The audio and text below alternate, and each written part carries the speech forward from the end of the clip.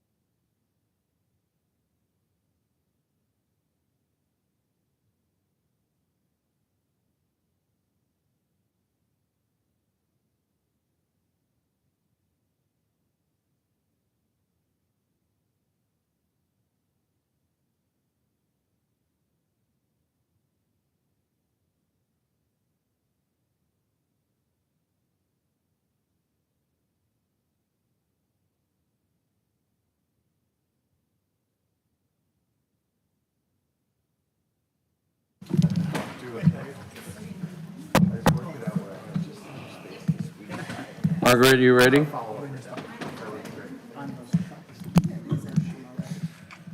Let's call the meeting to order. Steve?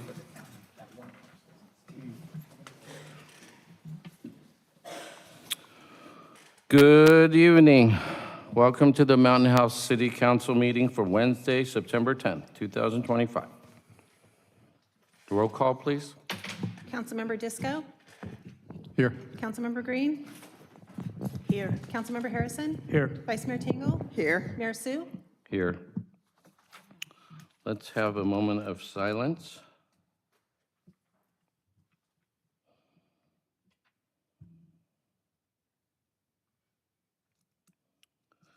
Councilmember Disco, could you lead the pledge, please?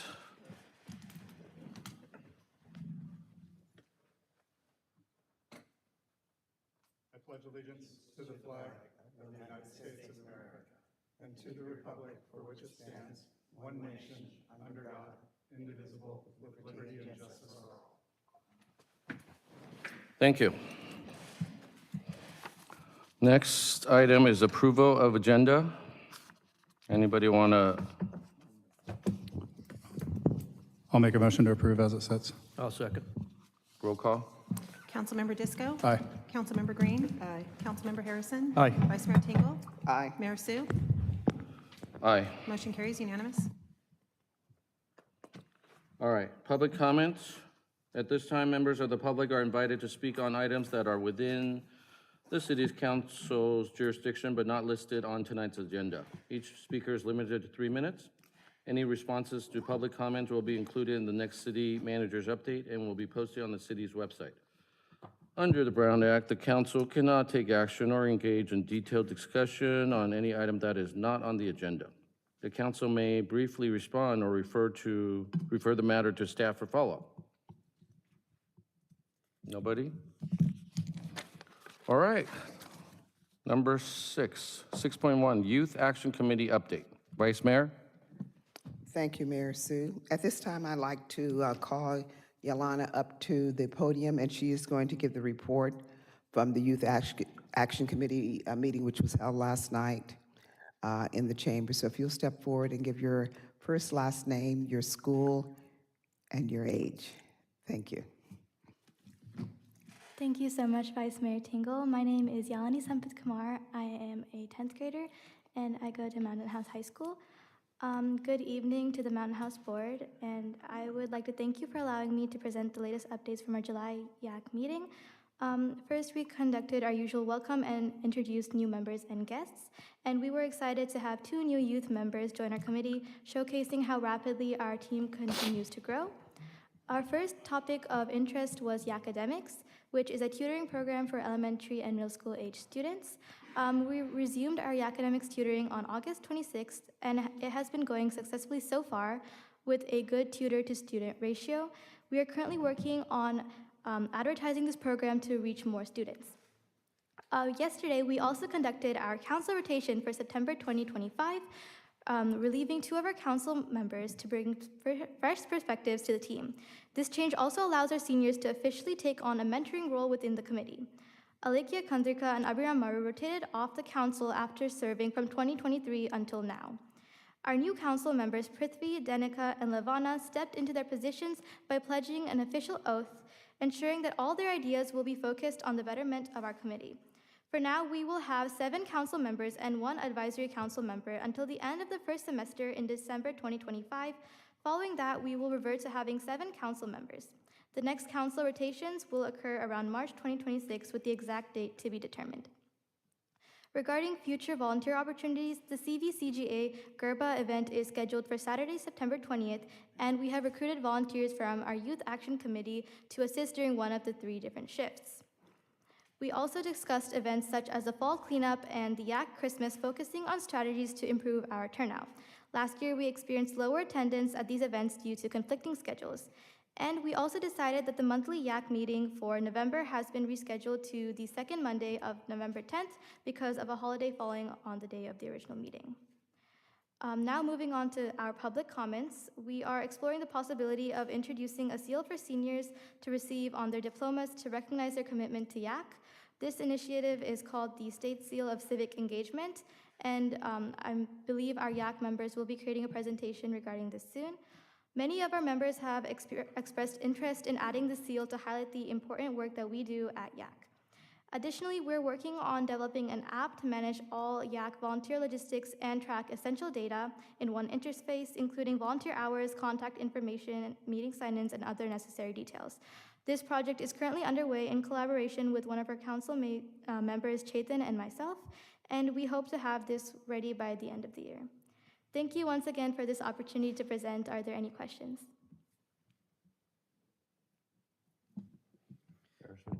Yeah, did you say that you're going to have 7 members? Yes, 7 members. Do you have your meetings here? Yes. 1, 2, 3, 4. Where are you guys going to all sit? They're very innovative. They do something like pull 2 extra chairs up here. Okay, because if not, I was going to ask you if you could ask the person in charge if we could get new chairs and stuff, so, you know. Anyways, good report, thank you. Thank you so much. Thank you. All right. It was an excellent report, and thank you so much for coming in. I know your mother's really proud of you. This young lady has not been in with Yak for a long time, but she is diligent, as most of our young people in this community. I'm very proud of them, and I'm proud of you, young lady, for giving a very thorough report. Thank you. Thank you. Thank you so much. All right, 6.2 is usually our Lammersville Unified School District update. But I don't see Stephanie, so Here. she will be here. I think she'll be here. We'll skip on to 7.1. Approve, City Council 7 is City Council consent items. Anybody want to pull anything? No? I still have to ask. All right. Can we make a motion then? I make a motion that we approve the consent calendar as printed. I'll second that. Roll call? Councilmember Disco? Nay. Councilmember Green? Yes. Councilmember Harrison? Aye. Vice Mayor Tingle? Yes. Mayor Sue? Aye. Motion carries. City Council policy and action items. 8.1, introduction of an ordinance regulating the parking of oversized vehicles, recreational vehicles, boats, and trailers.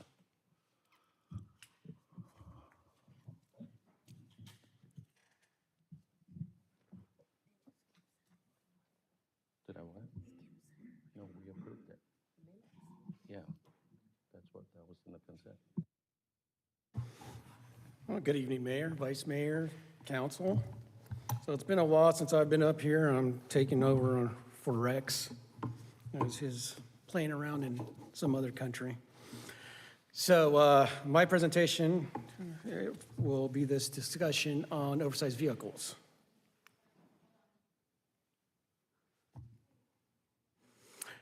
So it'll be the ordinance regulating the parking of oversized vehicles, recreational vehicles, boats, and trailers.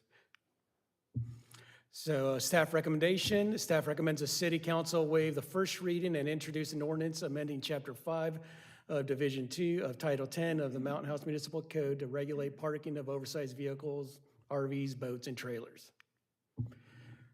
A little bit of background. So City Council carried over all county and CSD ordinances for 120 days after incorporation. This one was not included. It needed some work. It needed to be cleaned up a little bit, so now we are reintroducing it with all the changes. And many residents, their biggest complaint on our GoGov, GoRequest, or My Mountain House app is oversized vehicles, whether they're commercial vehicles, RVs. So it takes up quite a bit of our complaints. And to fix this, we've worked diligently with the city attorney, public safety, to introduce this new ordinance that covers the oversized vehicles, specifically recreational vehicles, as commercial vehicles are already taken care of. So we already have an ordinance existing for commercial vehicles and commercial trailers. So what does this ordinance do? It sets up rules for parking for oversized vehicles, RVs, boats, and trailers on city streets. So it'll cover all city streets. The previous one, I believe, just covered the residential neighborhood, so this will be a citywide. And it defines these prohibited vehicles as well. So general rule, parking of prohibited vehicles on streets is not allowed. We do have a permit option, so that permitting system will be under GoRequest. It'll be a permitting module. So once this ordinance is passed, then we can introduce that permit through the GoRequest or My Mountain House app. So temporary permits up to 24 hours for loading, unloading, and preparing a vehicle. There will be a limit of 2 permits per address in a 7-day period. Enforcement permits may be revoked for violations. Future permits may be denied if rules are not followed, and vehicles can also be cited. So the enforcement aspect, it'll be city staff, sheriff's office, and rank personnel. So actually primarily it would be rank, because most of these violations occur after hours when staff is not here, and some of the residents know that. So rank will be picking up our slack in the enforcement in that aspect. Key changes: disabled trailers, max time on streets reduced from 24 hours to 8 hours. Recreational trailers may park up to 24 hours for cleaning, loading, or unloading. Exemptions: service vehicles providing property-related work. Emergency repairs or waiting for a tow up to 8 hours. Emergency vehicles on duty, and wheelchair accessible vans with a valid disabled placard or plate. So why restrict oversized vehicles? Public safety: large vehicles block sight lines, reduce visibility at intersections, making it harder for drivers, pedestrians, and cyclists to see clearly. Neighborhood livability: it's quality of life, it's blight, so it'll match up with what we have in the master restrictions as far as restricting oversized vehicles. Health and environment: reduces noise and air pollution from idling and moving oversized vehicles. And infrastructure protection: prevents extra wear and tear and damage to streets not built for heavy loads. Fiscal impact: minimal staff time needed to run the permit program. Some signage may be required, and costs can be covered within the current budget. Once again, recommendation: staff recommends the City Council waive the first reading and introduce an ordinance amending Chapter 5 of Division 2 of the Title 10 of the Mountain House Municipal Code to regulate parking of oversized vehicles, RVs, boats, and trailers. Questions? Harrison? Thank you. Going back to the permits, is there a cost for that permit? There should not be a cost with the system that we have in place. So we had a system prior and there was a cost.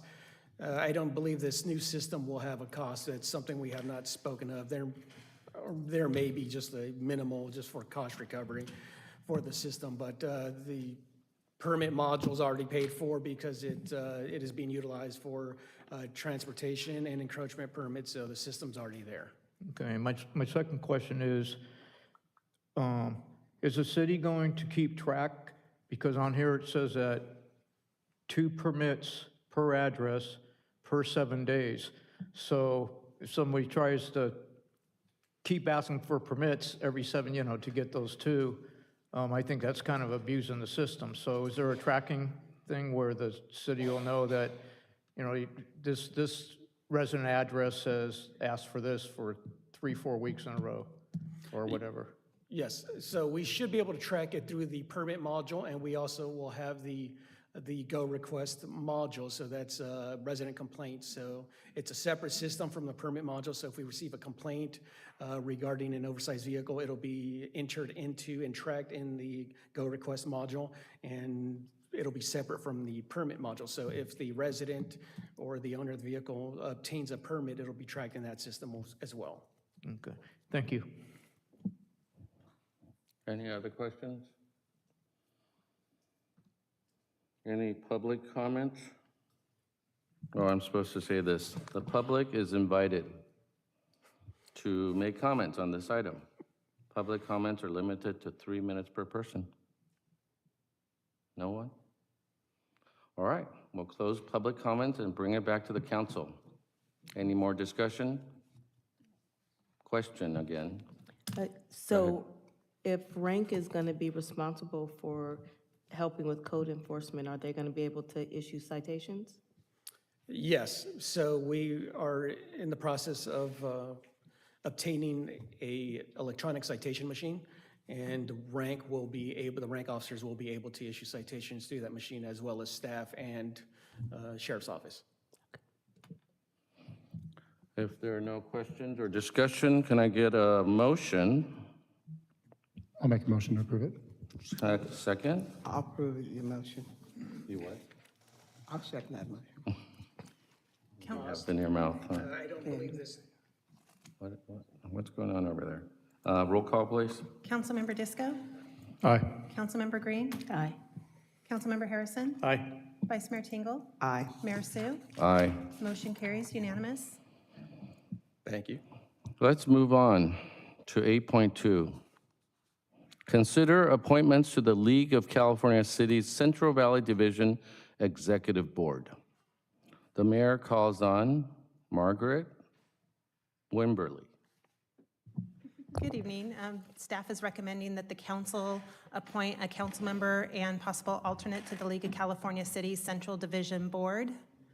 The Central Division Board is having a meeting tomorrow via Zoom at 1 p.m. And there's 2 items on their proposed agenda. They're going to have proposed bylaw edits, and I'll forward the packet to the appointee as soon as we have a motion. And then they're also going to appoint a nominating committee for officer elections. And then I have a list of current appointments that the council has currently, and so we just need a council member that's able to attend tomorrow's meeting with a possible alternate. I can I'd like do to that. motion for a primary. What was that? Oh, Wait, Aye. I beat you. well, I think, we're going to read the appointments of the current seats that the council has, right? I think we're just looking for just the Central Division Executive Committee appointments, but I put up the other ones just in case you wanted to see who was Got it. Thanks. serving where. does any of you have any questions at this time? No questions? Any of us? Yeah. You have a question? No, not All at this right. time. Oh, I have a Questions only. Okay, for this committee, I know there's a meeting on tomorrow, but how often does the group meet? How often is the requirement for this? I believe they meet quarterly if needed before each Central Division meeting, and then we would revisit this again when we do the committee appointments, I believe, in January of 2026. Okay, thank you. Any other questions from the council? No? All right, let me open it up to public comments. The public is invited to make comments on this item. Public comments are limited to 3 minutes per person. No public comments. I'm going to close public comments and bring it back to the council. Any discussion? Volunteers? I'll volunteer either as a council member or alternative, or alternate. Does anybody else want to volunteer?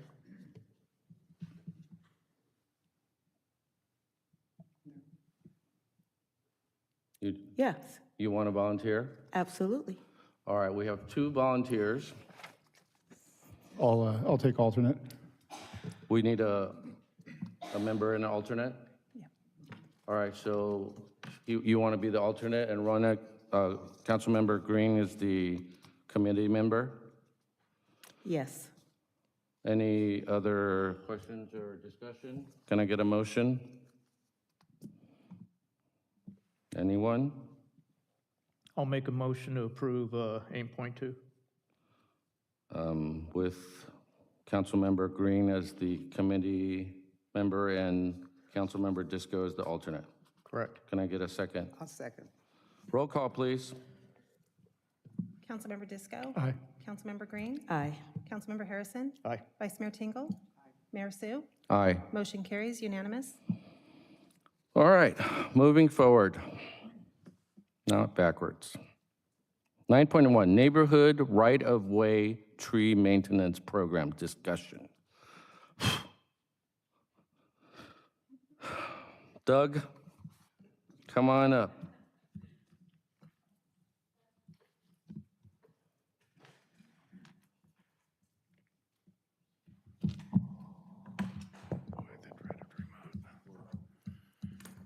Good evening, Mayor Sue, Vice Mayor, and Council. Let me see here. Tonight, staff is recommending that the council review the items presenting: code compliance, public works, and administrative cost, performance metrics for performance effectiveness, published unit prices for services, incentive structure and funding caps, and cost model and multi-year budget projections. We've been at this for a little bit less than a year. We've passed a tree preservation ordinance, and on June 8th, we discussed this program and took direction from council, and tonight we're bringing back their comments. We've completed a tree pruning program, which is underway. Tree protection ordinance, of course, and the public outreach on our website has been established. It's under residents. If you scroll down, it's under the tree heading. So there's multiple pages to help residents with their trees and to guide them in that process. In the process, we're in the progress of establishing the 70-30 split for cost under the $1,000 per tree limit. And we are developing the cost model according to that program cost and the multi-year budget. And of course, the next step will be to bring back the program for review and manual and policy. So citywide, we looked at 8,500 trees, and this is from the 4 older neighborhoods. That would be Wickland, Bethany, Altamont, and Cuesta. We've counted 600 trees that are on 428 properties, about 200 missing, a little over 200 disfigured and wrong species, and just under 200 of dead, dying, and leaning and distressed trees. And as a side note, the 500 trees in Cuesta with the insect infestation that aren't counted in this but are noted. So there's several costs associated with this, and I'm going to cover several of them. We've got public works and admin costs for assisting property owners with compliance and managing billing and community communications. Contractor direct cost that will pay for removing and replacing trees, and code compliance costs for the routine inspections and permit support. The direct costs are mainly contracted services, and those are being used for removing the non-compliant trees, the prep of the site, and installation of new trees. The cost share will control those costs per council direction, and currently it's at 70-30 on the split. That's 70% property owner and 30% city debt or cost. City contributions capped at $1,000 per tree. The following table shows what an example would be for one tree that has an 18-inch diameter. You could see off to the right-hand side, that would be about just under $1,200 to remove, site prep, imported soil and tree install. with taxes and fees would be $2,400. So the split on that would be approximately $1,700 for the resident and approximately $700 for the city expenses. This is a unit pricing sheet that we've adopted right now for the program. It shows unit pricing that is located in our contracted services. And you can see there's a span of 7 to 12 inches, 13 to 18 inches, with the unit cost that varies from $43 to $66, and a spread of the unit cost or total cost accordingly. The site prep and the tree installation are pretty standard since they're about the same on every site. The indirect labor cost is based on hourly cost for our staff, and that includes overhead and expenses. This is what it would be for the indirect cost for taking care of, say, one tree that needs to be removed and replaced. So the admin cost, the public work cost of taking care of one tree, if we have to address that. So it's a little over $900 per tree staff cost. And that's indirect, something that we would probably absorb with current staff, but of course, eventually probably would need to add staffing in order to keep that program going. The indirect labor cost is basically 4 hours for code enforcement, 1.5 hours for admin services, and that's for the paperwork, for permit fees and whatnot, and public works per property for monitoring the contracted services, meeting with the resident, following up with the contracted services, and then closing out that ticket and making sure everything is completed and the customer is happy. The sustainable program is something we got to think about too. In order to have the program, we have to sustain it in and out of compliance. So in order to do so, we need to monitor it with code enforcement, and that is basically following up on things that come through Gov outreach and phone calls or whatnot. Code enforcement goes out and investigates. Administrative cost for processing permits. Communications, of course, on our website, keeping the information on the website and making sure it's up to date. And public works, of course, going out, and what that is we go out and we routinely prune trees, take care of trees, fix tree stakes, especially on the younger trees in the newer neighborhoods, to keep them in good condition so they don't fail during high winds and whatnot. So that is really preventative work. We need to install performance metrics. Compliance is very important. Notifications, corrective action timelines will be tracked. Our financial portion, the participation in billing accuracy and cost recovery is important.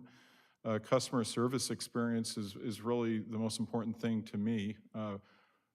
Looking at warranty requests, tree success rates, GoGov satisfaction rates, they'll help us monitor this program and keep on improving it. This here is a 30-month startup schedule. I tried to compress it down into 2 years. I didn't want it 30, but in order to get this program rolled out effectively with the current staff, it would require 30 months. And you can see here, this is for 600 trees over the course of 30 months, spread out monthly according to seasonal, weather and issues like that. You can see that it ramps up from the colder months into the warmer months and so on and so forth. And I think this is doable right now.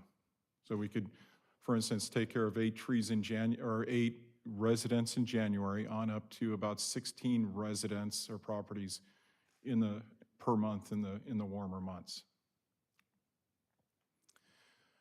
Projected fiscal impact for the 30-month period would be right around $720,000. The split on that, of course, is the cost share for the owner is $500,000. City cost share is just over $200,000. The post-program implementation and funding, the program will require staff support for compliance, for billing, contract oversight, outreach, and customer service. The indirect costs are about $900 per tree, $540,000 over 30 months, of course. This is spread across each department. Like I said, we can absorb a lot of these costs on the initial 30-day startup. Of course, we'll have to return to council if the costs, do go up on labor. We have adequate funds right now in our budget to start it off, and so we're set. We will return to council with the budgets in the following budgeted years for the increases. So our next step is to draft a guideline manual and return for council feedback and a neighborhood right-of-way tree maintenance program policy for approval and a bail schedule for policy for noncompliance.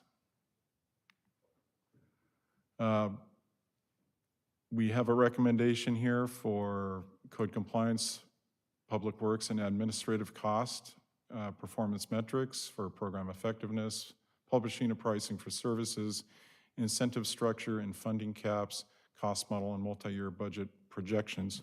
What I also want to mention also is the reason we're doing this is several years ago up until last year, it was about aesthetics. It was about the fact that these trees weren't looking too great out there for several years.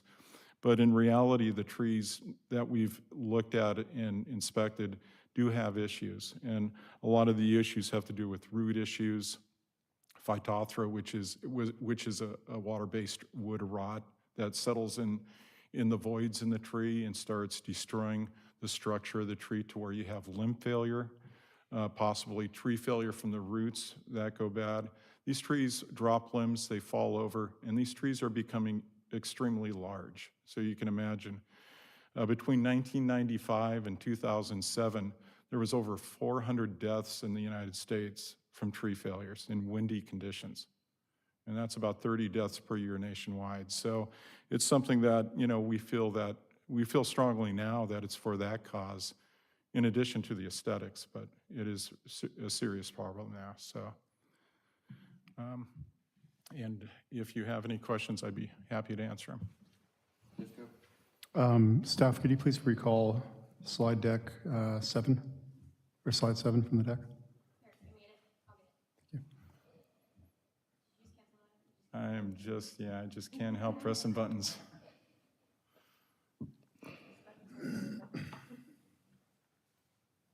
Transition music, please. Okay, sorry, it was 8. So $70,000 cap, could we go to 8, where it elaborates a little further on that? I'm sorry, You can click that. Doug, can you click the next one? the next one? Yes, sir, thank you. Yeah.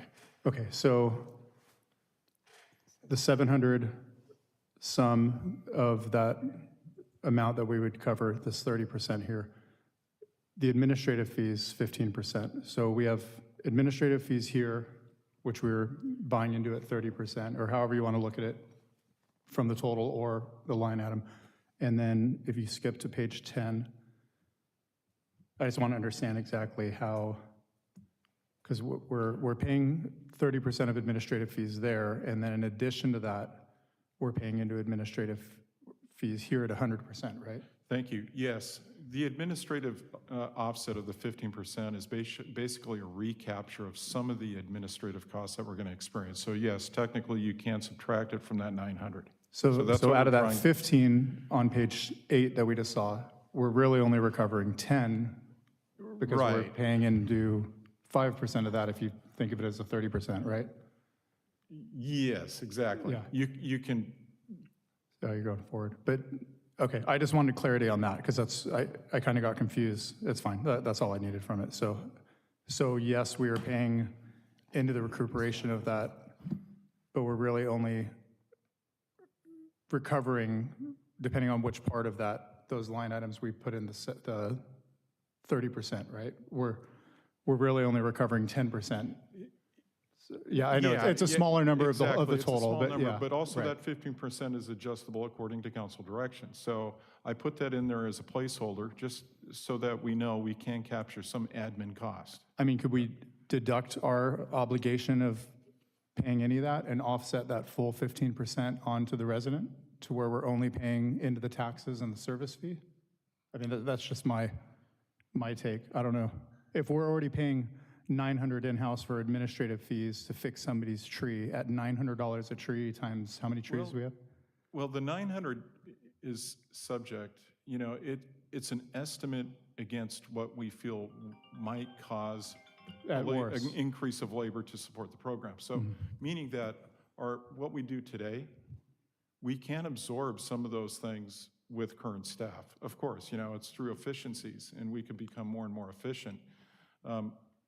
We discussed it internally, and we might need to tack on some labor in the future. But you can understand that there is an expense for admin cost and labor in order to support the program, but it's not necessarily, the 900 isn't necessarily an upfront direct cost. But an it's pulling indirect- away from other tasks Right. that the staff could be performing, right? So Right. it is being allocated to this program if we hit that 900 cap on a very extensive communication back and forth with the homeowner and their tree, right? A worst-case scenario, Well, it's not allocated and it's not coded to the program. So it is an estimate, just of what portion really of salaries would be a rough applied. estimate, just to give you an idea of what it will impact, But it could lead to the point where this is too much for the current team and another position might need to be created specifically for this, at which That's point correct. then, yeah, a good portion of We could that. find in 2 years, wow, this is becoming a burden. But really, since the 30-day startup,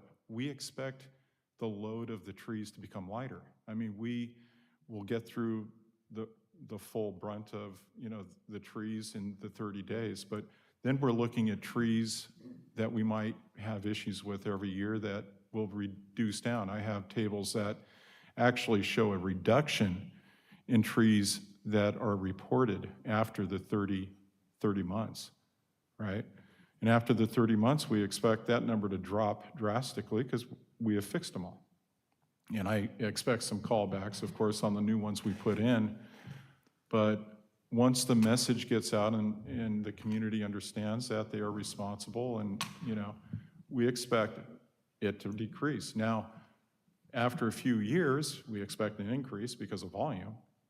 But, it's the 30 months that are going to be challenging. But, it's just one of those things where we have to be aware of the internal cost. And are we targeting notifications that this is forthcoming to residents by zone that we choose to tackle per month, that first 8 months? Is that going to be a specific set of blocks, or are we notifying everybody that we're tracking, hey, just so you know, this is a new program, you have a tree on your property that might be affected, we'll let you know now or in 30 months if we're coming for your tree?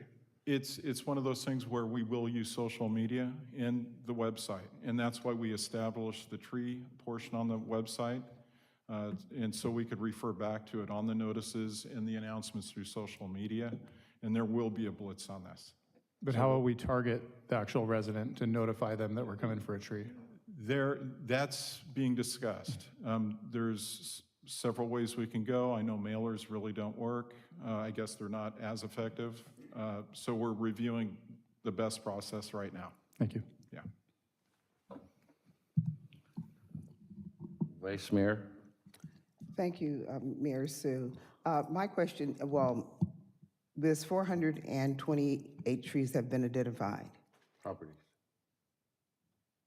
600 trees. Okay, 428 properties have been identified, 600 trees over a 30-month period.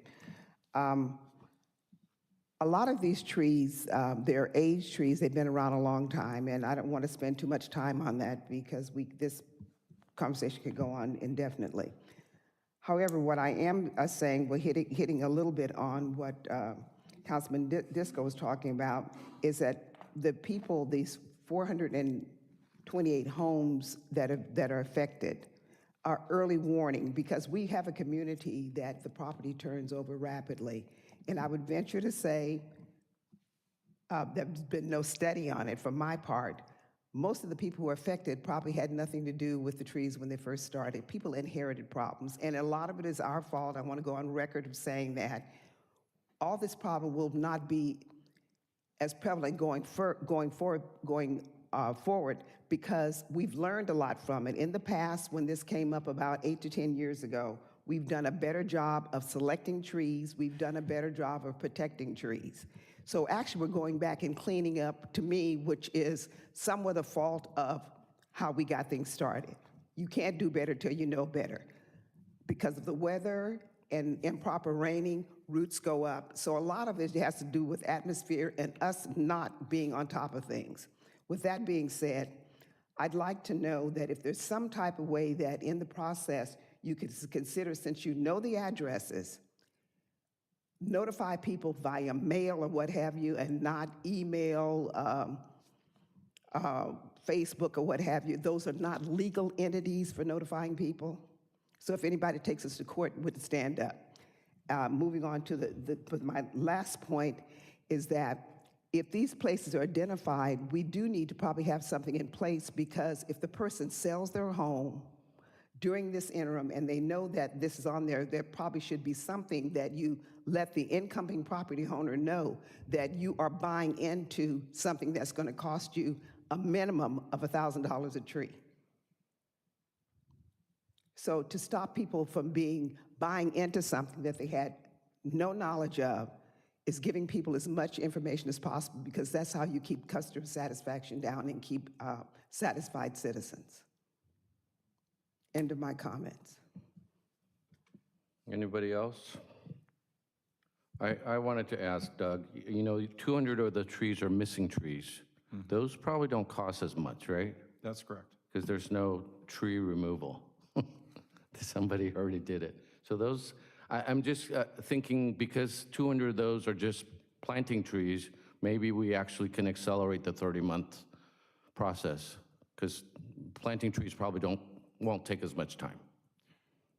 Possibly. I mean, it probably wouldn't close down that window very much, maybe to 2 years. I mean, we could try and squeeze it. You're correct.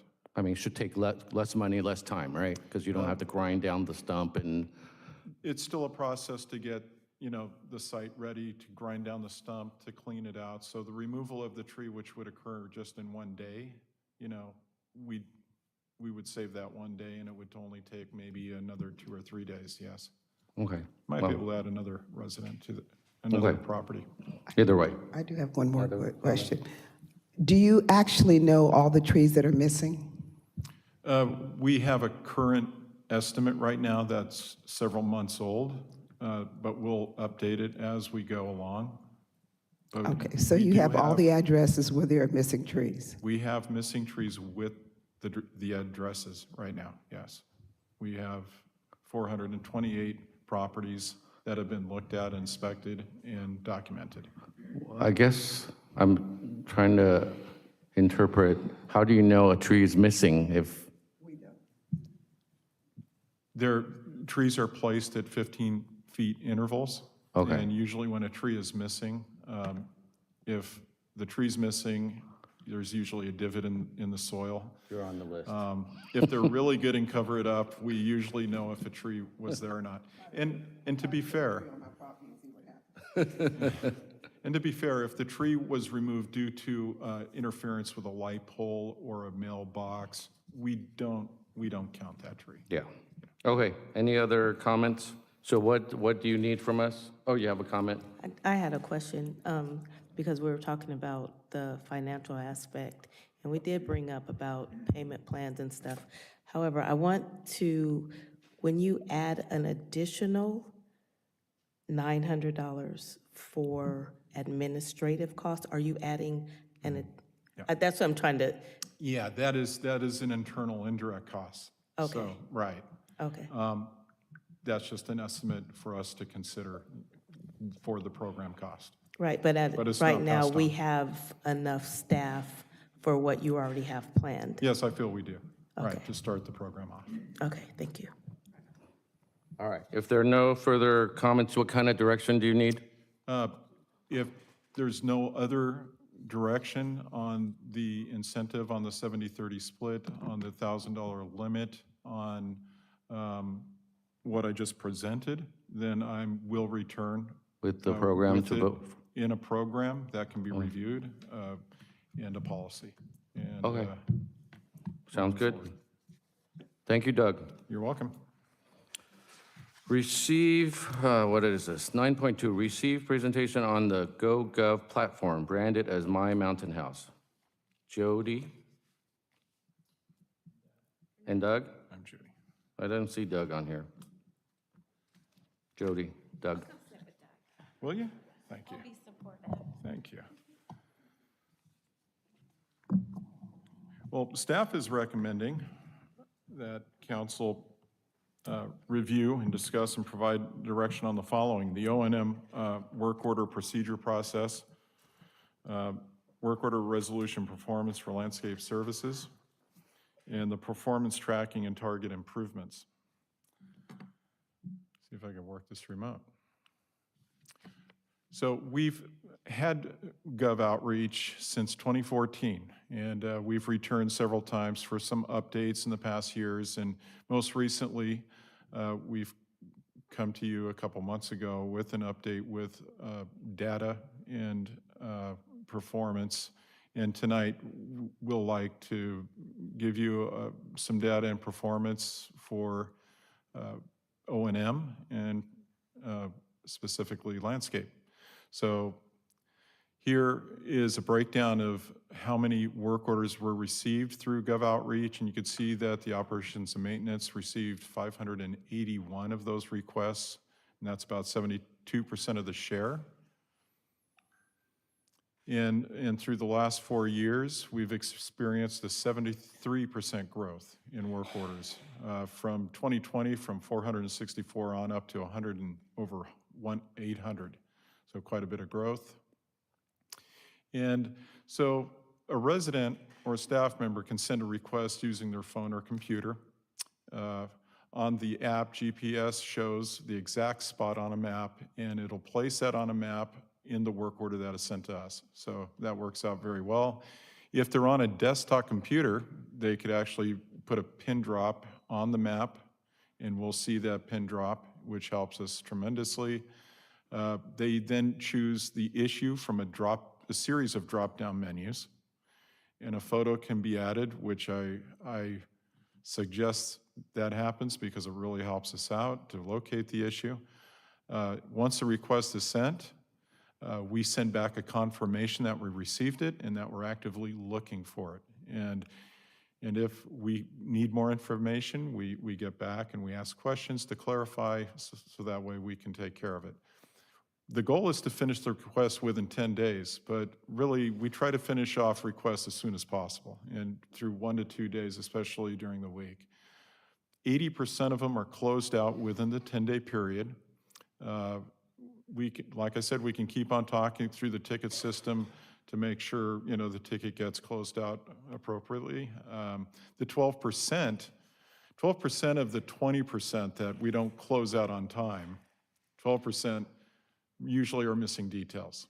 And this could be just through not giving us proper information on where the location of the item is. For instance, like a sprinkler head, if we don't get a general location, street or side of the street, and we don't get a photo, we have thousands of sprinkler heads.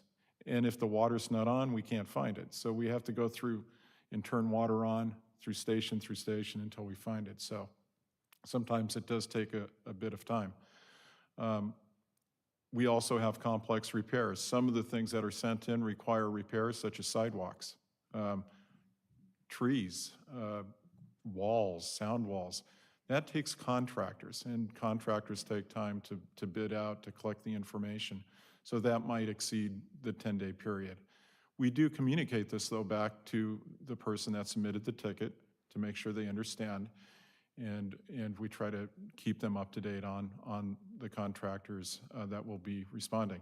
And unfortunately, there's human error, and especially according to the missing details and complex repairs, the human error has to do with putting things on a back burner and waiting for contractors or waiting for a contractor to respond. So sometimes these things are forgotten.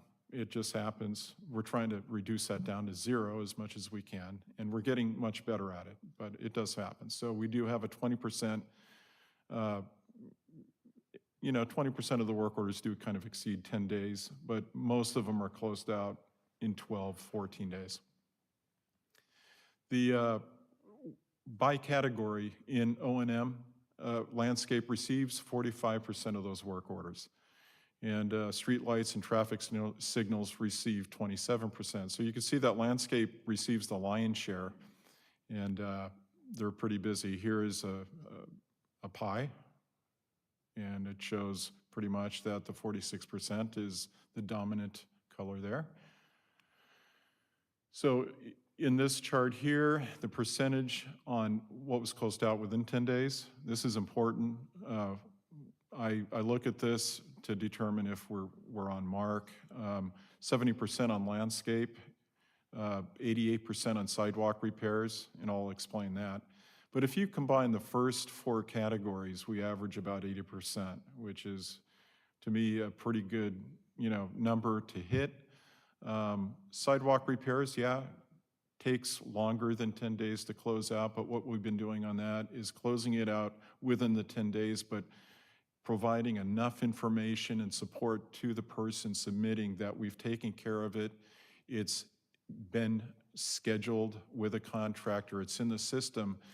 And we do have a program that it's called DataWorks that we can provide that information, actually a copy of that to the resident to show them that their sidewalk has actually been photographed and analyzed by precision concrete cutters, and it's been in the system. So that's actually been working pretty good. So we've been able to close those out to help our averages.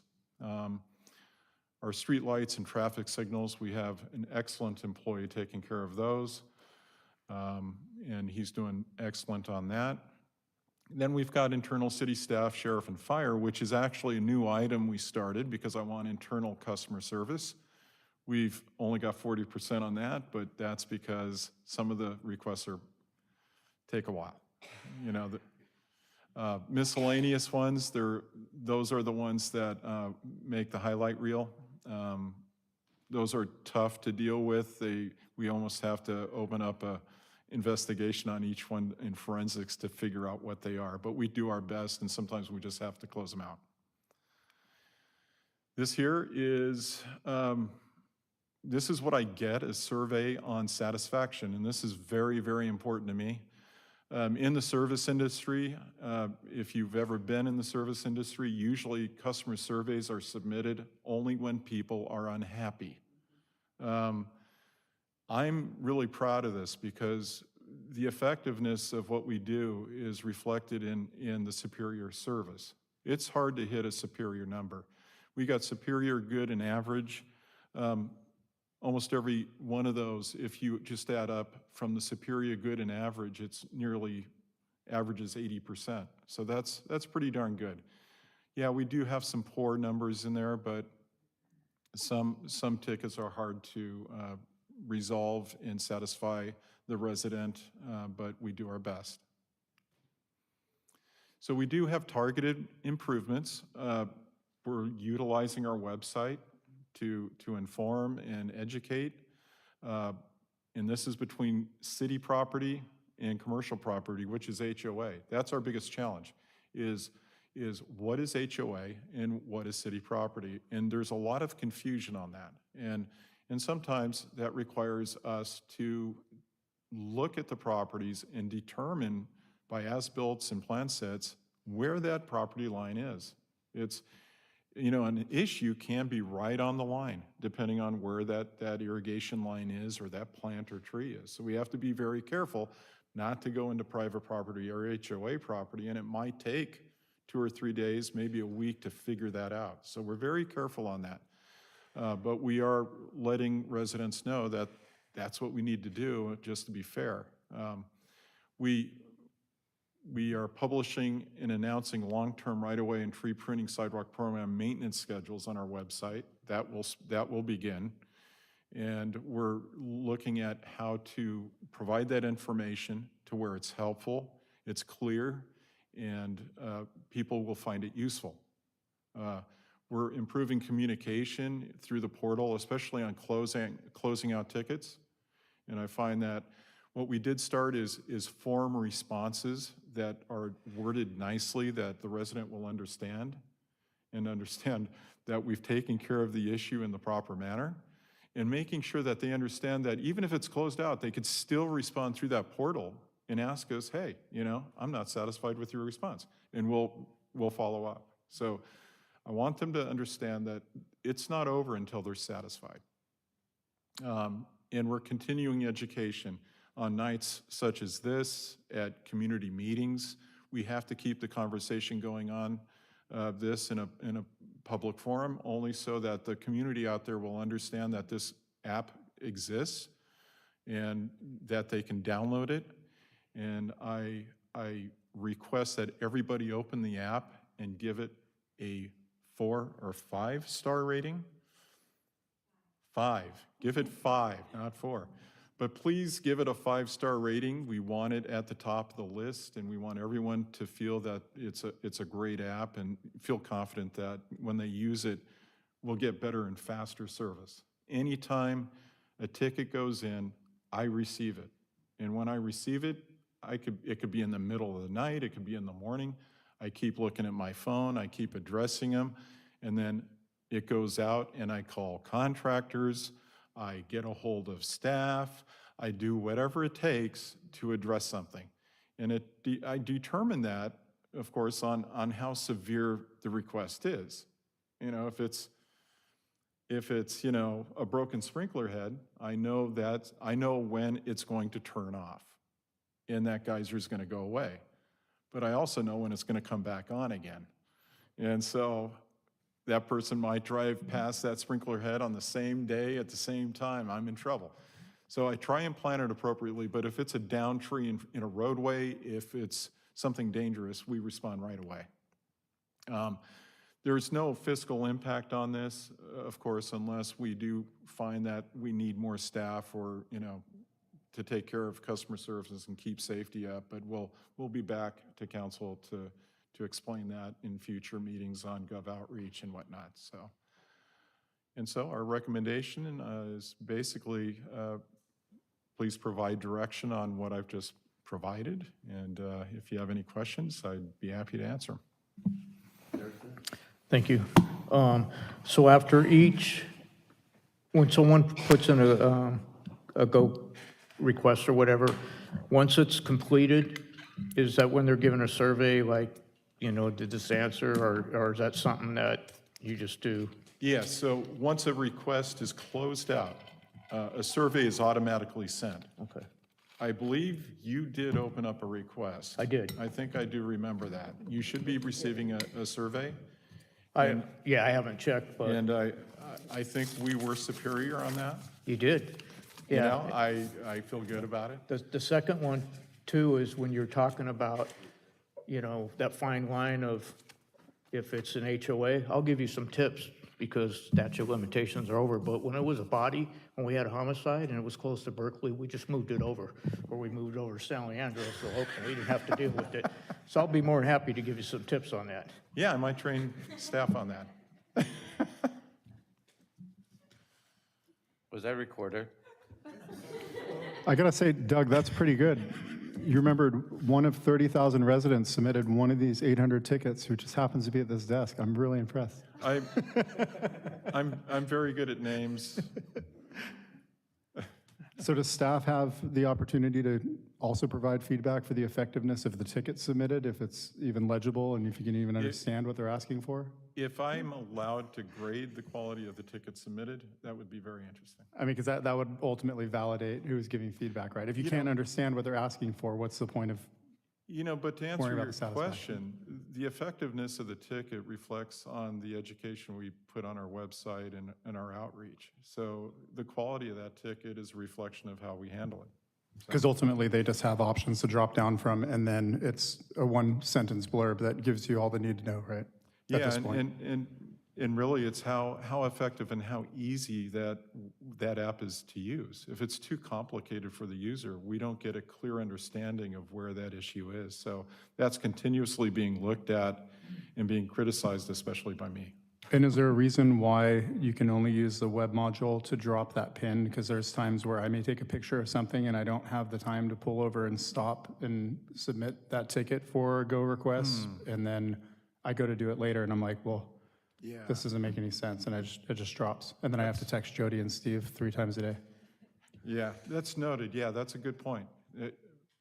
Yeah, no pun intended. I mean, if the option's there, it's just, if you're driving by or at a stop sign, there's something in the road, you take a picture of it, even though you're not supposed to be on your phone. But as a passenger, of course, then Yeah, report most of it the time, later. if you take a photo and you report it, I know where that issue is just by the photo itself. We're pretty good at locating things. All right, thank you. Yeah.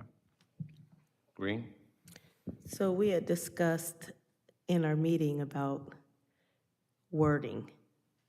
And so when you put on a request that it's closed out, but it's still having problems, to the resident, it's not fixed.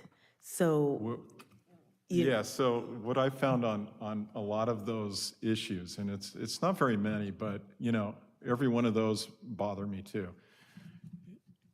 I want to get away from the responses from the contractor, because when they respond, they use technical jargon, and it's hard to understand for a typical resident. But also, if we miss the mark, like if we went out and fixed a sprinkler head and it was the wrong one, and all of a sudden we get a response saying, you didn't fix it. Well, we failed. Well, we fixed something, but we missed the sprinkler head. So it's one of those things where we don't want to close it out until we absolutely know we nailed it, right? And like the 3%, it's a small little number, but it's important to us. And we try to do the best we can, but we can only do that through asking questions and clarifications and making sure when it's closed out, we communicate effectively. Because on the closeout, if we describe what we did and how we did it, it might come up, oh no, you guys missed it. And then we won't close it. When you close it, it seems final to the person submitting. So if it's closed, it's almost like you failed if you didn't get it. So we want to avoid that. We really don't want to close until we nail it, but it's really the communication effectiveness. got it. Thank you. Anybody else? Vice Mayor? Yeah. Yes, initially, when you explained that, you had said that you closed it out, but they could, it wasn't really closed out. You were taking note of what had happened. It wasn't closed. And to me, that was like a false close. But now the explanation that you've given is that when you close it out, it is your understanding that it is fixed, it's done. Right. So as an example, the challenge on that is, for instance, like a sidewalk repair, which we put out to bid once per year because we have to accumulate the repairs and we have to have a certain amount in order to keep the costs down, right? So if we want to avoid exceeding the 10-day, which just destroys our performance evaluations on it and gives us a false read on how we're doing. So what we try to do is communicate through the portal to the submitter that it's been scheduled. I show them, data works and that it's in the system. To answer your question, it's one of those things where the ticket's always, it's closed, but you're always able to communicate through it.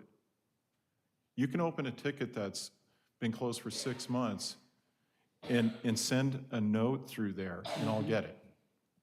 You could say, hey, Doug, this has been closed 6 months and you still didn't fix my tree. And I'm like, oh, that was Andy's tree. But I have the ability also to say, I am so sorry. I'm going to reopen this ticket. We're going to reinvestigate it. And I tell the resident that. I do have some thoughts on that, but I'm going to leave it alone. To me, it's a false close. It's really playing with your head about you're giving better service than what you're giving. It's not fixed.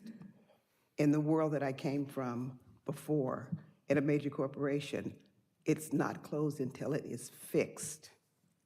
End of case.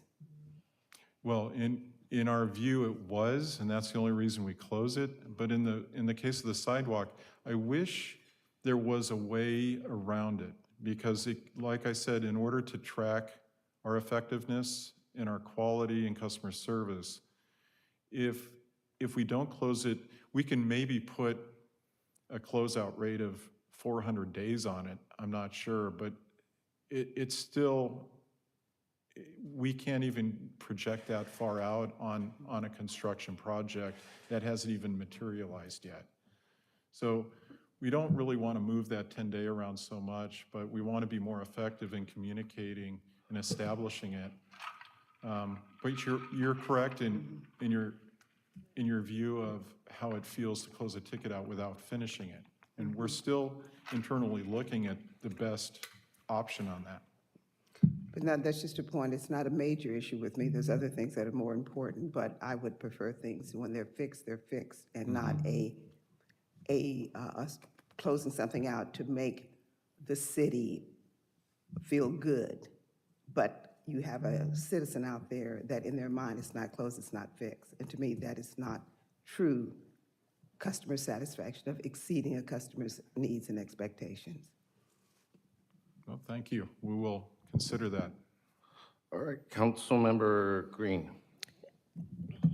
Can't you have two separate ones, long-term and short-term, where it doesn't affect your numbers? Because I think basically it's an acknowledgement of what the issue is, but it's still not fixed. So the ones that are long-term, how come you can't put those in a separate need to be completed file? And then you have the stuff that is short-term. Yeah, we do. I mean, what I do is we're able to bring up all the sidewalk repairs in one list. And so I know exactly how far we out, how many are submitted. And we do handle those in a category. And the thing is I can extend maybe the open limit to address that. But then we also have, comments like, wow, it takes you 200 days to fix a sidewalk. It's almost, I don't want to just rely on the closeout dates as, being right. Nobody's right. We're just trying to do the best we can in fixing it. I think it's the communications most important. And Vice Mayor makes a good point. It's whole perception. And coming up with the best solution, like your idea and Vice Mayor's, it's one of those things where we measure that, and we're trying to find the best solution to that problem. And I wish the app had the ability to change. We're working with those facilitators on that one issue. And it's going to be with trees too. It's not going to stop at sidewalks. It has to do with sound walls too. It takes months to get a sound wall fixed. And there's other items, that take a while. Road repairs, that are major issues. Gutters that are not draining properly, that takes months. Takes engineering. So It's about we're looking at that. education, educating the community and then acknowledging what the issue is. Because again, same thing, when you say closeout, that means fix. Right. Now, to make, not to toot our own horn, but if you go to other cities, it takes 9 months to fix a street light. In that time, I could fix a sidewalk. So I feel pretty good about that. But we're trying to do the best we can. I think we're doing pretty well, and we're going to keep on working on it. Anything else? No. Thank you, Doug. You're welcome. Thanks. Did you need direction on that? Not really, right? Just a pat on the back. Very good report, though. Very good detailed report. Thank you. All right, let's go on to 9.3, discussion of potential community storage program. Jody?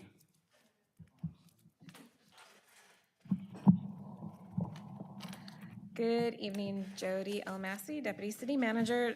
Item 9.3. Tonight, our recommendation is that you provide feedback. This is a discussion item that is at an exploratory effort right now at the request of the mayor. We're looking to see if there's interest in pursuing this program further, and if so, what specific items you would like included in it. All right, a little bit about some background on this. Nonprofit here in Mountain House by the name of Village Closet approached us in spring asking for support with their storage needs. Currently, they rent 2 10-by-10 units in Tracy off of 11th Street at a cost of just over $400 per month.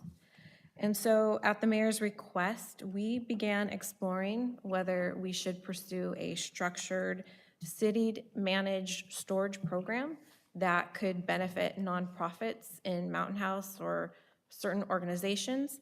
And so in our review, we've consulted with our risk management team, with the city attorney's office, and we've also done some research on potential sites. And, you know, looking at what are best practices, are there other agencies that do something like this?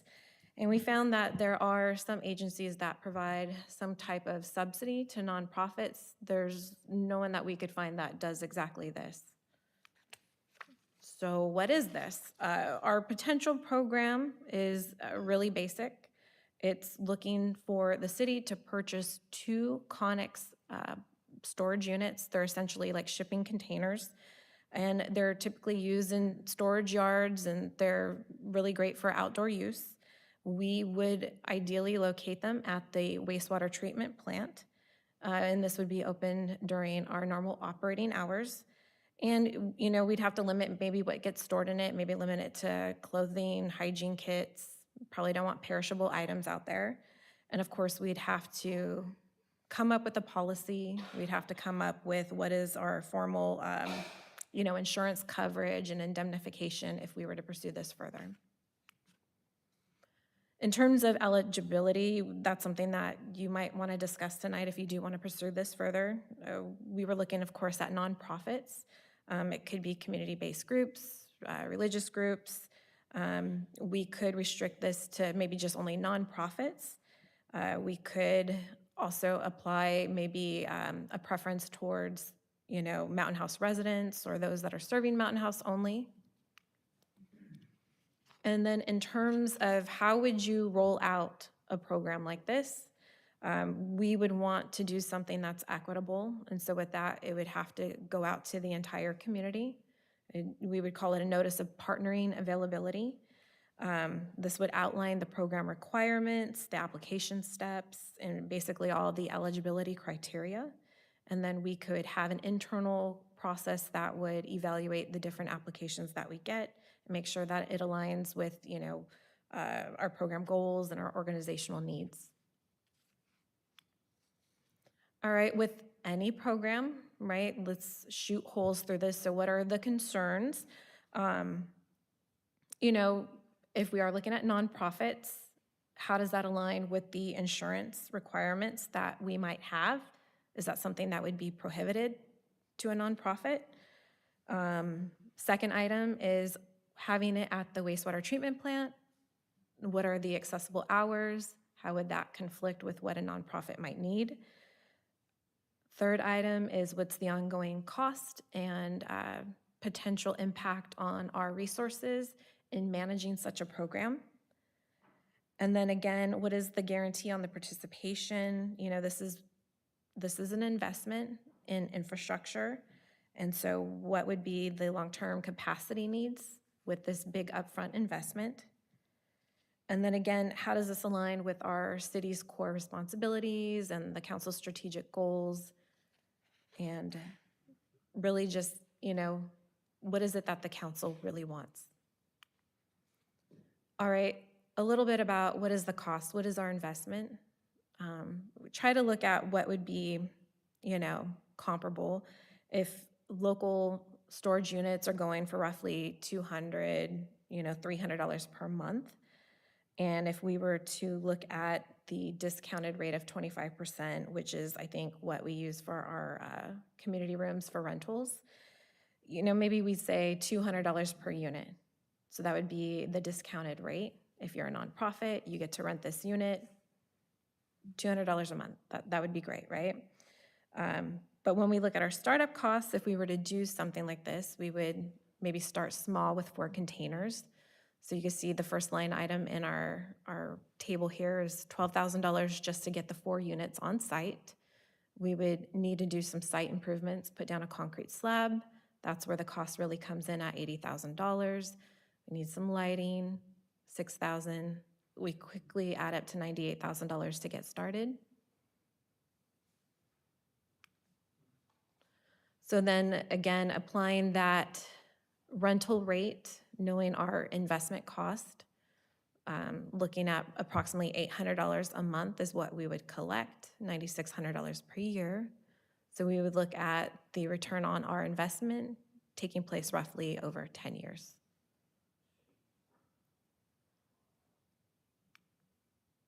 And so our recommendation is we're looking basically for your input tonight.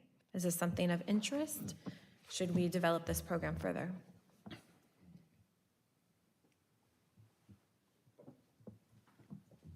Here, sir. Thank you.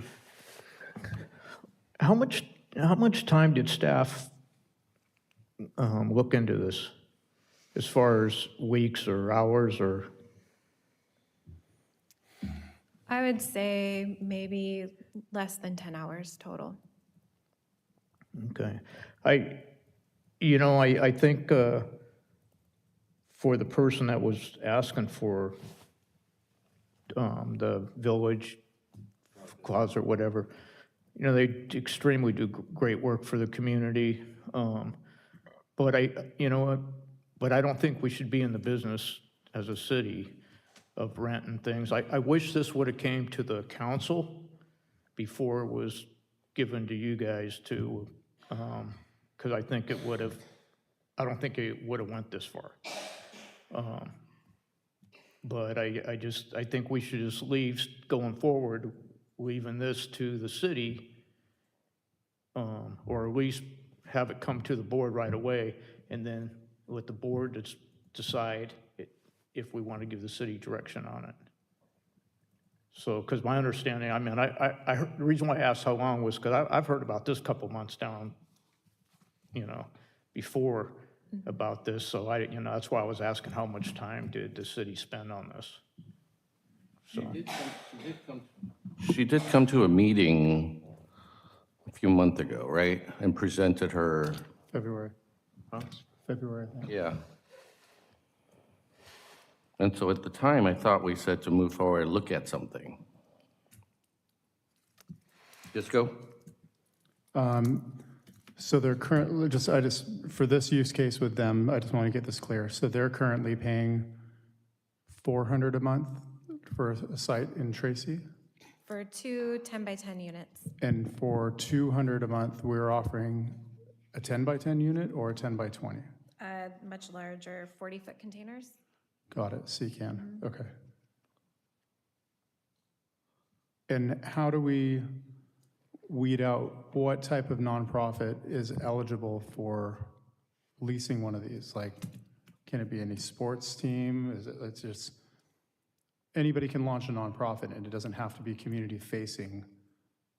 And ultimately, they could get storage at Rivers End Marina for a comparable cost, probably not for 40 feet, but I'm just trying to understand at what point are we accepting liability for whatever they're storing, and how are we monitoring to make sure, I'm not questioning Village Closet, but just, you put the opportunity out there for cheap storage for anybody who has a nonprofit, and next thing you know, there are motorcycles in there and whatever else junk that they don't want at their houses in there, and we're not gonna go in and inspect their storage unit, like even U-Haul doesn't do that, but how do we, it opens up opportunity for abuse. And that's the only thing I'm worried about is how much, beyond the hours that you put in now, another 10 hours to procure the purchase and then whatever contract time for the slabs and things like that, but then at what cost is it really benefiting our community, right? And we can't just do it for Village Closet, as much as I'd like to say, yeah, they do great stuff. I know personally they do great stuff for the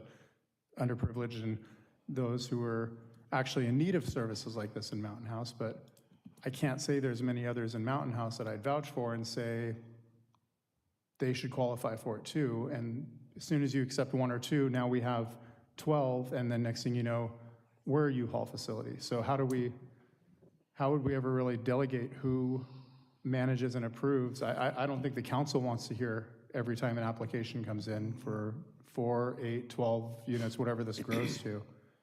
And we don't really have a responsibility to do it. So that's just my opinion. You were next, I think, right, Okay. Vice Mayor? Yes, thank you. What did you come up with again for liability, if any? What happens regarding liability to the city for water, theft, fire, and what have you? Have we thought about in dollars, what would the liability be to the city for having something on a city-owned property? We haven't come up with the actual number, but we know that we would have to have something that's protecting our city interests. And that's why I brought up the comment that the concern that we have is having such strict high indemnification language and insurance coverage that it becomes almost prohibitive for a nonprofit to even step foot onto our property. So Because that's right the now, balance. insurance rates are very high on everything. Liability is doubled over last year. Just food for thought. Green? First of all, it's no doubt that a lot of nonprofits in Mountain House do great work. So it's not about the work that someone does. For me, it's more about the liability for me. And even if we were to approve this, there's no guarantee that Village Closet would have an opportunity to be one of the renters. Are we saying, okay, if we approve this storage thing for all nonprofits in Mountain House, then Village Closet automatically would get one? We can't do that. We can't play favoritism.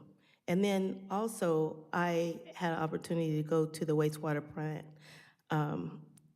last week. No, today's Wednesday, on Monday.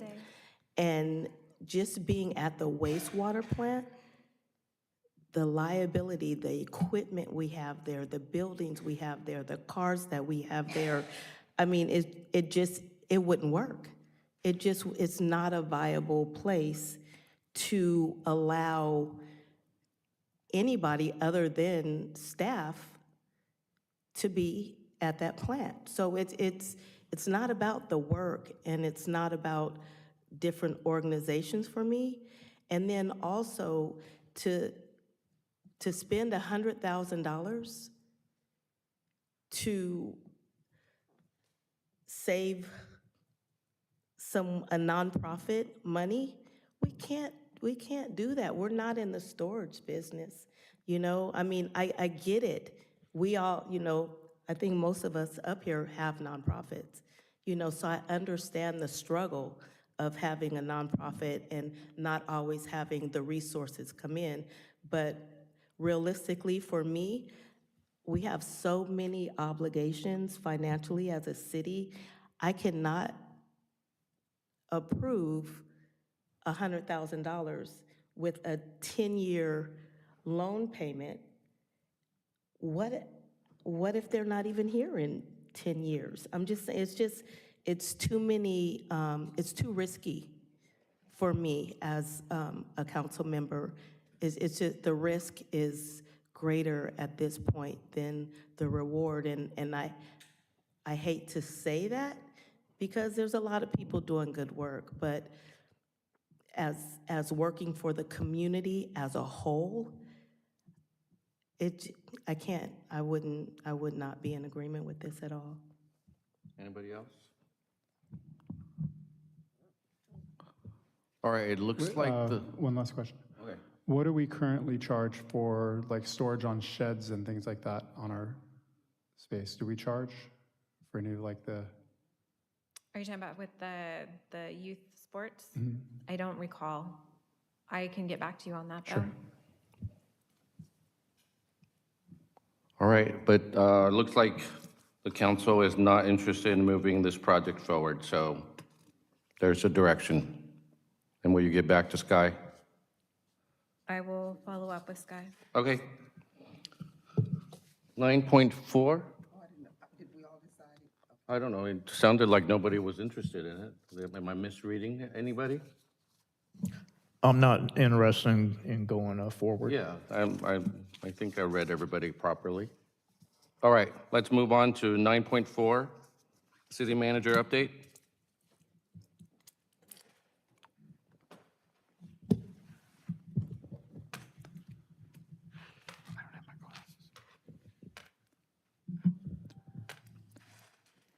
Good evening. So we did respond regarding the vending machines at Town Hall. It's been our internal policy that we don't have commercial activity within the building. And so that's been communicated again regarding this request.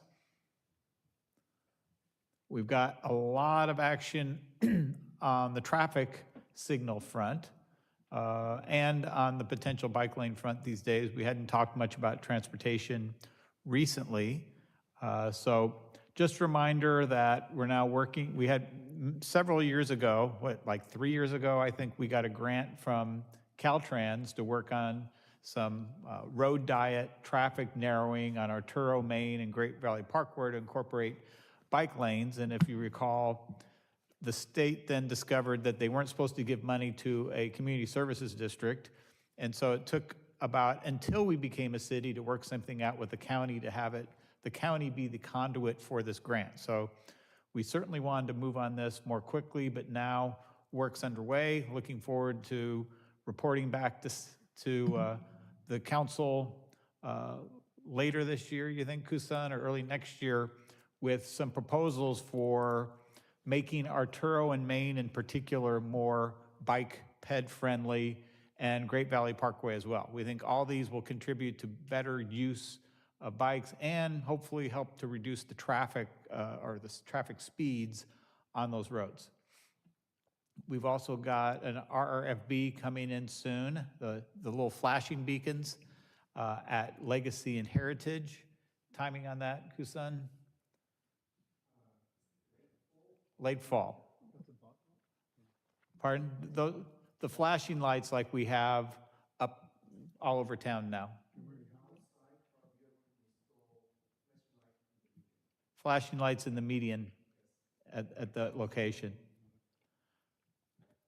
All right, so we're hoping to get these started all by late fall. And I know we've been getting a lot of questions about traffic signals on Central, and because we certainly have these very lonely arms that have been waiting for their signal friends for many, many years. And as we've told you in the past, we had to wait until the traffic counts justified it. And once the traffic counts justified it, we're allowed to have the developer then incur that cost. And so at both Main and Central and Main and Arturo, those triggers have now been reached, and we're essentially just waiting for the materials to come in.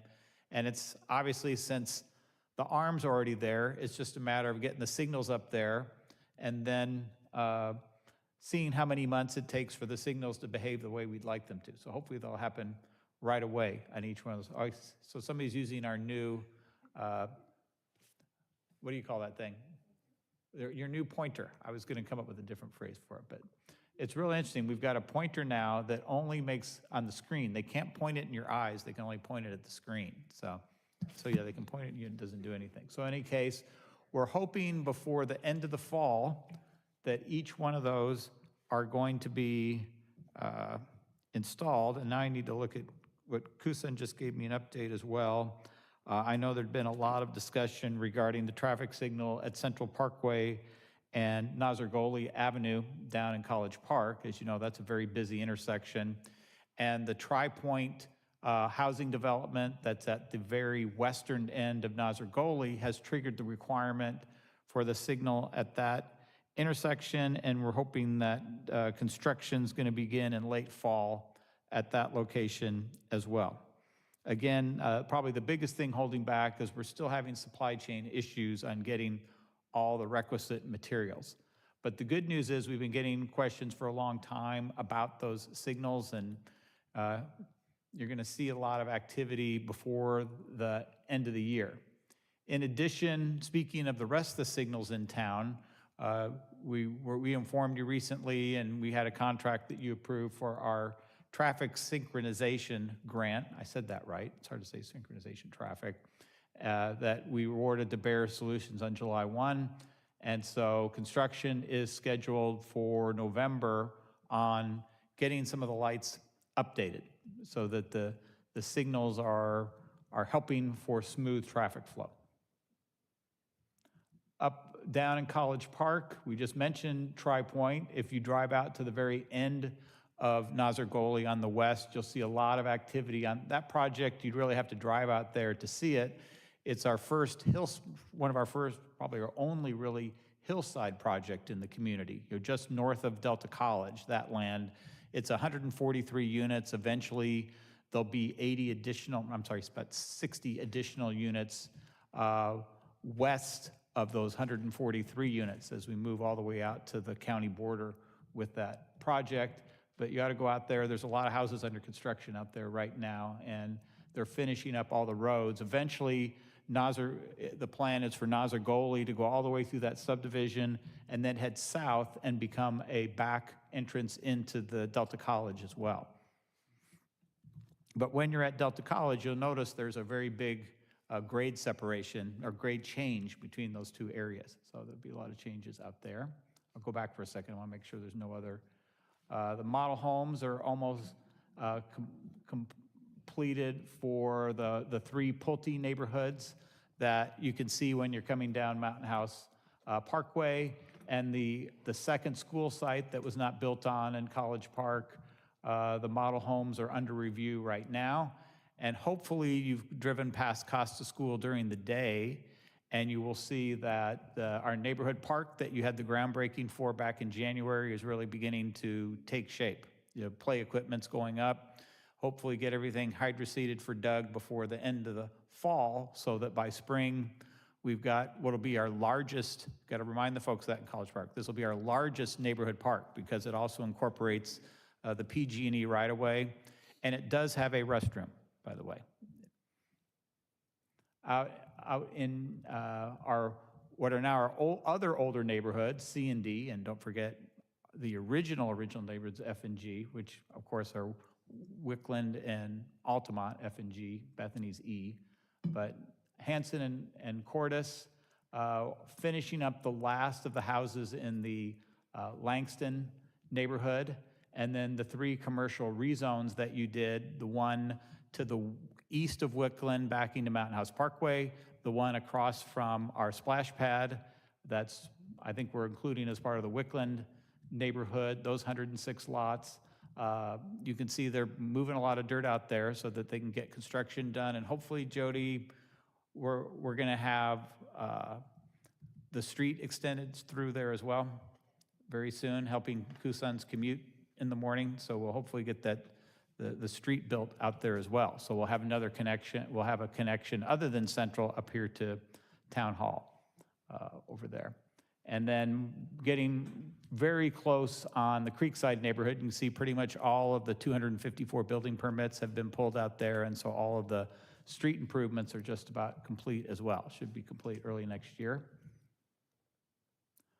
Neighborhood H, as in Cuesta, you probably noticed that there's a lot of activity at each end of Cuesta. You've got the other Trimark rezone occurring over there, again, right at the county boundary to the west of the existing Cuesta neighborhood, where you have around 80 units that Lennar has purchased.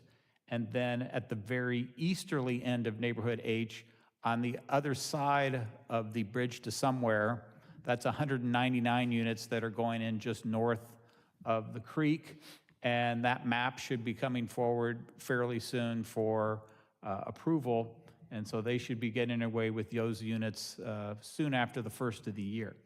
And those are going to look a lot like the Creekside project, where you've got a combination of attached and detached units. And then neighborhood I, which we haven't talked about much yet, Lake Point, which is the neighborhood in the very northwest corner of town, up across from the marina A lot of grading and utility work is underway in that neighborhood right now. And remember, there'll also be a school eventually in Neighborhood I as well. Neighborhood J, as you can see, there's houses backing all the way up to Byron Road now. A lot of activity. I think we've got hundreds of units that have been completed or under construction in that area, and they're going to start filling in the park and the open space in Neighborhood J. As you recall, as some of you recall with some pain, the old golf course is going to become a large amount of open space in that area, along with a neighborhood park and community park. And right now, we're having them redesign the neighborhood park to make sure that there is a restroom in the neighborhood park. Because even though the community park's gonna have a restroom, it's about a half-mile away from the neighborhood park. So everybody knows that you're not gonna use, you can't justify a restroom half a mile away from the other park for that park.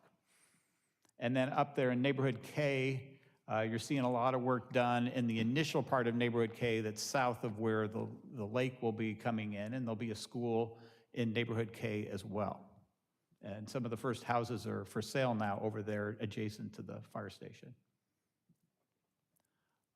On the arterials, you've probably noticed some traffic signals and sound walls and a lot of work taking shape on Grant Line Road, and will be pretty much fully completed on Grant Line Road now with those final improvements on the south side of Grant Line Road, all the way up almost to the Mountain House Parkway intersection. This Monday, we have a meeting with the folks from the state who are coming out to do a site review of our proposed railroad crossings. So they need to come out and take a look. So Monday, they're coming out to take a look. Hopefully that'll get the process completed so we can start working on getting those railroad crossings built next year. Just a reminder that when those new crossings at Great Valley and Mountain House Parkway are built, the Wickland and Henderson railroad crossings will be closed at that point in time. We'll no longer be able to take Henderson or Wickland across those crossings. So anytime you add a railroad crossing, you have to take one away. And then there's still a lot of work being done on that portion of Mountain House Parkway once it jumps across the bridge. Also trying to figure out how to, once Henderson goes away, before Henderson goes away, Bethany's gonna have to be extended over to Mountain House Parkway. So to get up to the sewer plant in the future, instead of going down to Henderson, you just continue up, you'll be continuing up Mountain House Parkway and turning right, which was always anticipated in the master plan.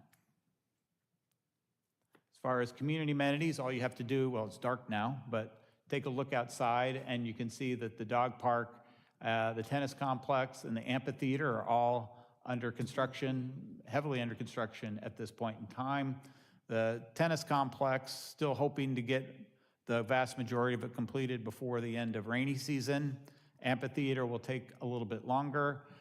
Yes, there was a number of trees removed as part of the amphitheater project, but those were old, fast-growing trees that were put in back, kind of the same issue we had with the poplar trees. When they were first trying to get shade in Mountain House, they put in poplar, and in this case, I think cottonwood trees, right, Doug, that they grow quickly and destroy anything that's built near them. If you've ever had a stray cottonwood tree end up in your backyard, you've probably regretted it. And so those trees had to go out because at some point they were probably going to destroy the existing restroom over in that area. Those were really a temporary 15-year fix. They've served their purpose. They're going away. And in the new amphitheater plan, which probably should show in this next time, there's plenty of new trees coming in to replace the trees that were taken away. But even if the amphitheater project was canceled for 10 more years, we were going to need to remove those cottonwoods because they were going to start to do major damage to the existing sidewalks and things that we had in that neighborhood. So I know folks always get concerned when we take out trees, but those type of trees have a useful life and then they go away, just as we dealt with on the poplar trees in the community. Commercial-wise, the shopping center across from Mustang Square, we think they've consolidated ownerships at that site. Before, there was a lot of back and forth where the two owners each wanted their own driveways and ways in and out, and they were trying to design that as two different shopping centers when we're not going to put in extra curb cuts out onto busy streets just to accommodate that. So the ownership is now consolidated, so that can be designed as one free-flowing shopping center that when you drive onto the site, you're not thinking, oh my, I have to drive around this way to get to this part of the shopping center. I think they still have McDonald's, potentially Circle K, and then the Indian Market that's on Tracy Boulevard, and Tracy is the anchor tenant on that site, that right there at Mountain House Parkway on the south side. There is no final decision on what happened with the fire at Mustang Square. It didn't really slow things down much, but there were an awful lot of cigarettes in the area adjacent to the fire, and they're working, and remember that project is still under the auspices of the county building department, but they're working with the building department. The only part of the project that it impacts is the Indian Market that's being located on that site. It's not, the rest of that building had Wingstop in it, and it shouldn't be impacting the construction of Wingstop at all. So construction continues. I'm not even going to hazard a date on when it's going to be complete, but it looks like they're making a lot of progress out there at Mustang Square. Wickland Crossing, which is the second phase of Wickland, we expect them to get a building permit soon, but it's really on them at this point in time, just as it is with the shopping center in the Hanson neighborhood, really next steps for them, as it is with the daycare center up in Cuesta. We're doing what we are at our end, but we can't give you any dates on those right now. And I know there's been a lot of discussion about the pickleball badminton center in the business park. I know folks have been saying, well, we've been looking at this for over a year, what's taking so long? Well, the first almost year of discussion was between the property owner and the proposed tenant. Nothing was submitted to us until late April. And there's a lot of challenges that we have to work through on that site because that site is really parked for industrial uses.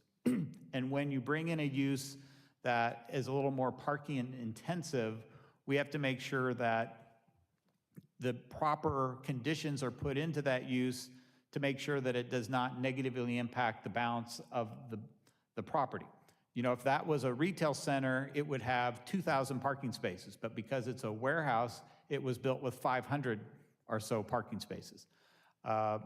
Certainly with the building half empty in the short run, if this building attracts a lot of people and creates a lot of parking demand, it's not a problem. But when the property owner is trying to lease the final 200,000 square feet of space, he needs to have at least 200 parking spaces available to those uses.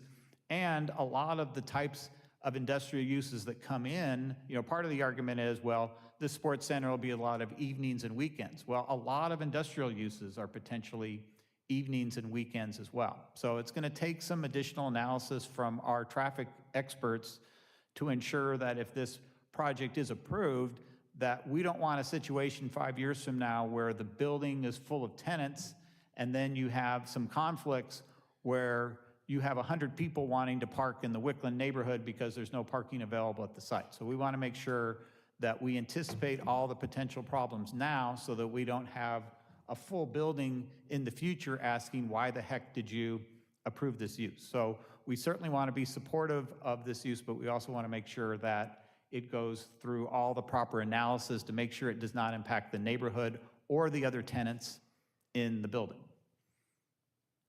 So a reminder looking ahead, we've got our first It Takes a Village forum on October 2nd on the general plan.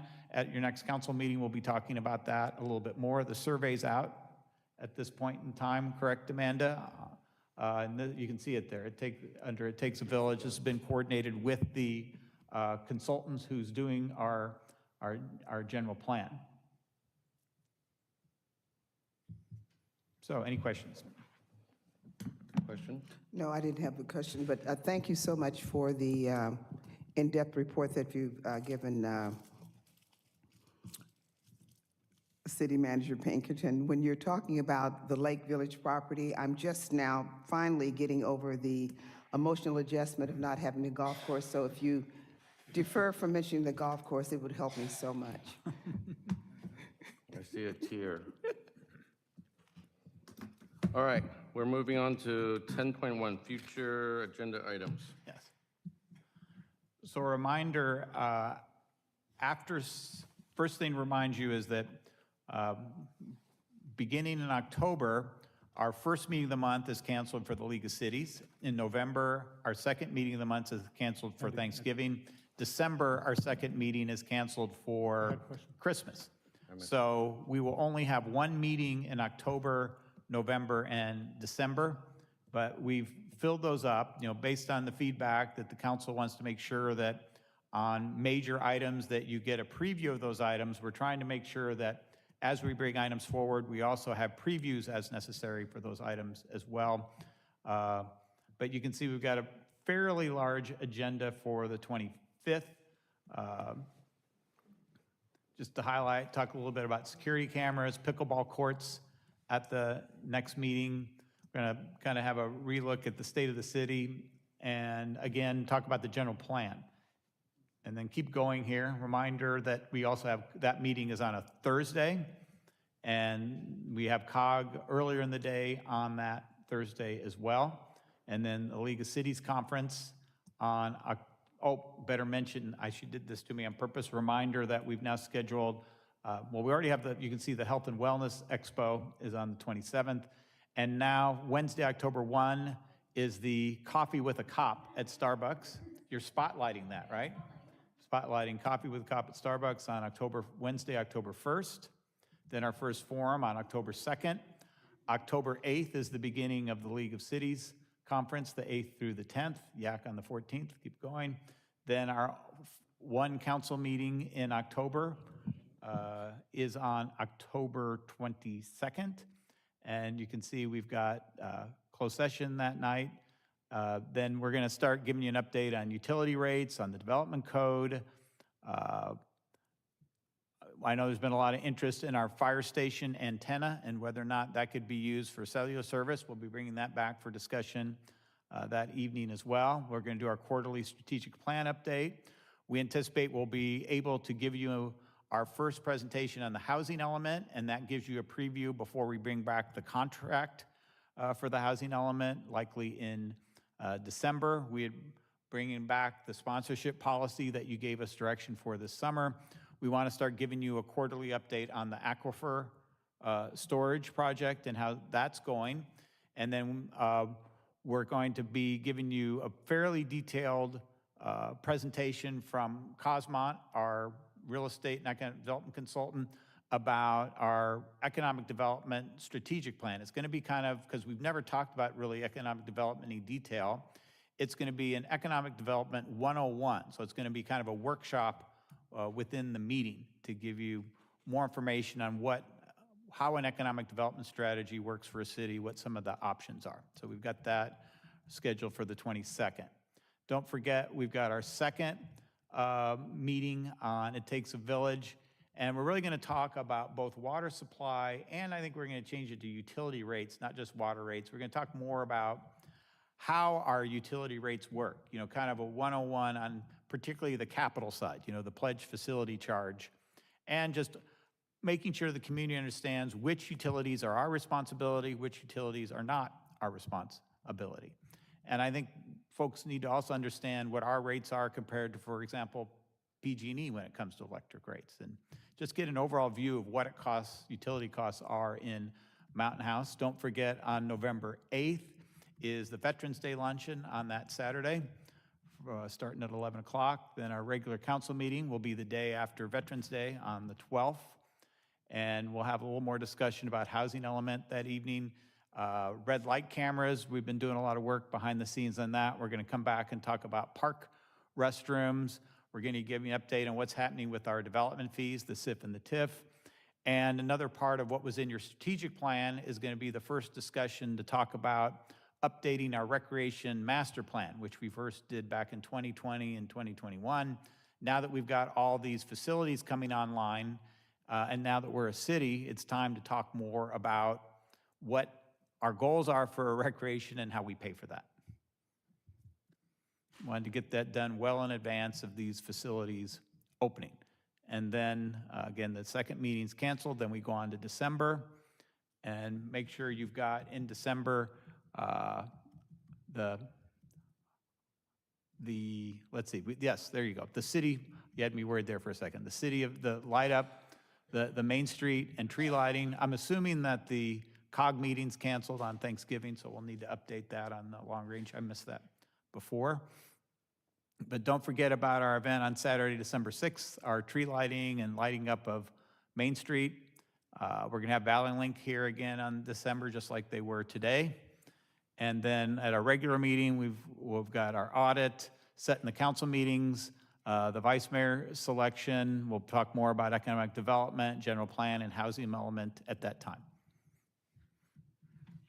So happy to answer any questions on that. Councilmember Disco had a question on the previous item. Just want to get a status update for the Bethany Parks 1 and 2 for playground and Doug? building volleyball.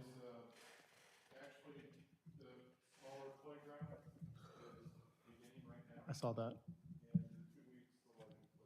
Okay, thanks. I've just been getting questions about that. So starting on the smaller, just so people listening at home, starting on the smaller and then a Fences week are or up. two for the larger. Fences are up and works in progress at Bethany Pocket Yes. Park? We need to change the name of one of those darn parks. Right. Well, you have a naming committee, don't forget. Oh, that wasn't on the screen earlier. I didn't see that. And then can the council get an email copy of all of our current plans up to date with zoning or potential rezoning in progress, development, and pending use proposals for any future projects in the pipeline? Well, we put all that on the website now, once it's up and running. I'm not sure we have that rezone on there, but all of that should be on all those get put on the website once the But can the applications are council complete. can the council get a legs up on that before, like, somebody in the community goes and Yes. publishes and says, hey, there's, I don't know, badminton courts coming to, Yes. and catches all of us off? Yes. Thank you. All right. Item number 11, council comments. Councilmember Harrison? Yeah, just real quick, I talked to the deputy city manager about the tree lighting, because I believe the tree that we use is no longer there because of, huh? Oh, okay, but we're looking at maybe doing something different and stuff. I just wanted to bring, just so Right, that the way it tree's still doesn't- there, but yeah, that's something we need to discuss now that we know where the construction staging is located. Yeah, okay, thank you. Report back at the next meeting. Okay.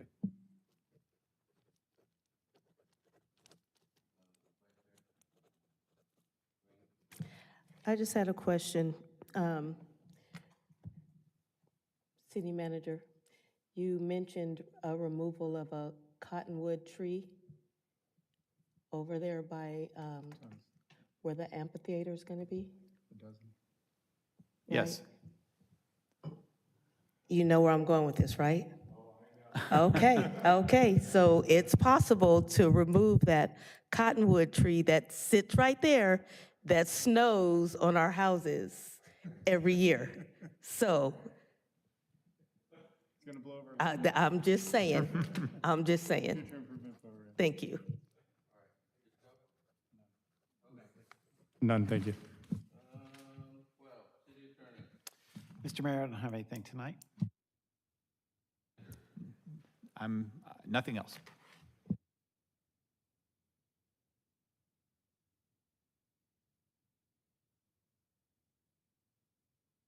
Mic's not on? So can we adjourn to the September 25th meeting? I'll make a motion. All right. We don't need a motion for that.